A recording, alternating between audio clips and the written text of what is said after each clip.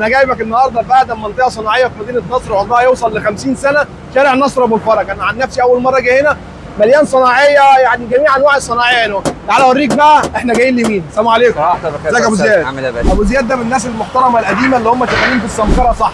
بصراحه بيعمل شغل 10 على 10، اي صنايعي هتلاقيه اهو، والناس كلها ناس كبيره ومحترمه كلها. عامل ايه يا ابو زياد؟ الحمد لله. عاوزينك تروق على الناس بقى وتظبط الدنيا وتقول لنا العنوان فين، عشان انا بصراحه انا جيت هنا بمعجزه، فاوصف لي العنوان بالظبط عشان الناس تفهم. هو العنوان الحمد لله ما يتوهش، نادي المقاولين اللي على الاستراد، قدام منه شارع اسمه شارع نصر ابو الفرج، اللي هو على نصيته مزيبه موبيل. تمام. اول نازله على طول، بس هو عشان نازل تحت يجي 3 متر بس عقبال ما تشوف. تمام. اهم حاجه هتعمل ايه مع الناس؟ عشان انت عارف الصناعيه مش عارف يشتغل، الزبون يقول له هنعمل لك ايه، هنودي لك ايه، وكلها اشتغالات. فانت ايه نظامك مع الناس؟ الحمد لله يا باشا، عندنا اللي بيجي هنا اول مره بيجيب قرايبه كلهم، يعني كلهم تمام. الحمد لله، نحمد الله. هتروق على الناس وهتظبط الدنيا، وهو المعامله هي اللي هتبين. تمام. طب قول لنا بعد اذنك رقم تليفونك عشان اللي ما يعرفش يجي يتصل بيك يقول لك اجي ازاي.